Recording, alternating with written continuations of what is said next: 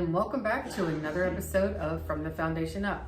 Today we're going to do a little bit something different. I'm not going to be at my traditional spot at my desk, but I am still in the studio, and I wanted to do something more today, a little bit more up close and personal. I had no idea that April is the month for poetry. I had no idea it's a National Poetry Month.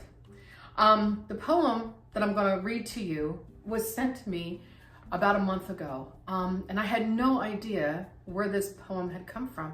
I was away, I was out of town, and Chris, our chief of operations, he sent this poem over to me, and it was just like, wow. I was so emotional when I read it.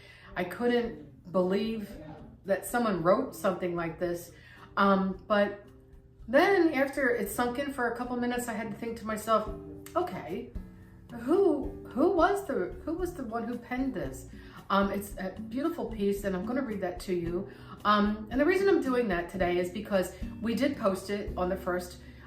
However, the posts, sometimes those things just go scrolled by. People scroll by them and things like that. And I thought, this person set in so much of their heart's work into doing this. I thought I would bring it to attention by having an actual video of it.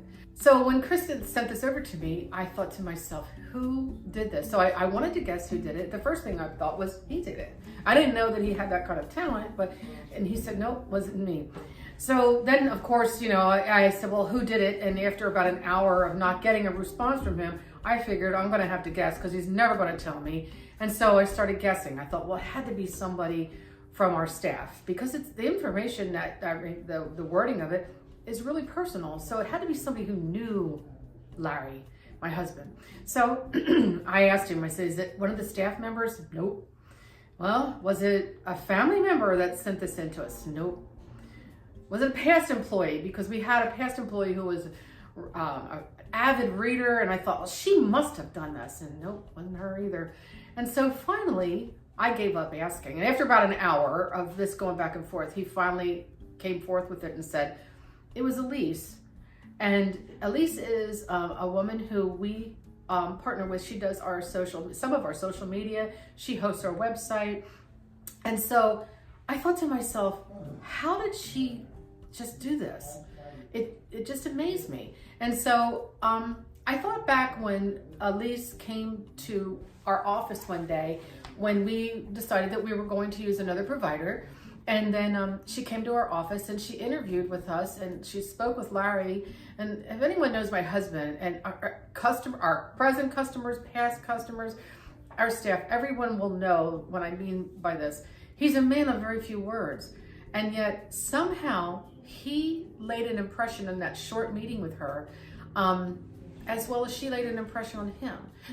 He liked what she said. He liked her methodology of how she was going to, do this work going forward for us.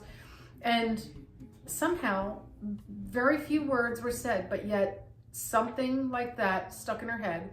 And she wrote this poem, and it's absolutely beautiful. I'm going to read it to you. I'm sorry I'm going to look at the top of my head because I have to read the poem. Now, this was posted on April 1st. But again, I didn't feel it was going to get the attention that it needed, so I wanted to get something else going on here so it grabbed your immediate attention. Now, this is what she had written in the post, and you can go back on social media and you'll see that as well if you wanted to read it to yourself again. In honor of this, we've crafted a special poem for Wellbold Homes, blending the essence of home and the beauty of a verse. Share your own poems or your favorite pieces with us, whether it's a tribute, an ode, or simply joy expressed through words. Now, this is how the poem goes. A foundation built on dreams. In '86, a vision was cast. A foundation strong, built to last. Larry's hands in masonry skilled, dreamed of homes uniquely willed. From Maple Grove to Leesport's heart, a new chapter ready to start. Design Center rose, a beacon bright, Wellbelt's name shining in the light.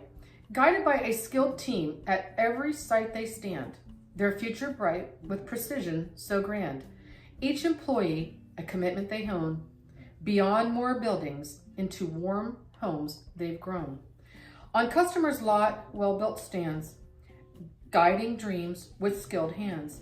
Placed on the wall, a divine sight, quote, "This is the Lord's doing," unquote, their guiding light. Through dedication, we craft each frame, building futures, not just in name. With care of every community thread, in each foundation, our spirit is spread. And that is so touching for me and to anybody that has read that knows anything about Wellborn Homes. I also wanted to say too was that, again, he's a man of few words. And the one thing that Larry has said to past, present, future employees, I'm sure he'll say it to them as well. He's a man who, like I said, he does very little words, but one thing he has coined a phrase: mean what you say what you mean. And so maybe it was just a little few words that impressed Elise so much that she put this on her heart to write it. And I want to thank Elise for that. But Larry's birthday was just a few days prior to this. And we posted on social media his birthday celebration. Of the staff surprised him, which is hard to do because he's kind of nosy. And so the staff surprised him with this generous, beautiful breakfast buffet that they had for him for his birthday. And so the comments that came in were amazing, of the people, the outpouring of love for him. And I have to say that there were current lenders that made comments, past lenders that made comments, future customers that are in the making, that haven't started their homes yet, they made comments.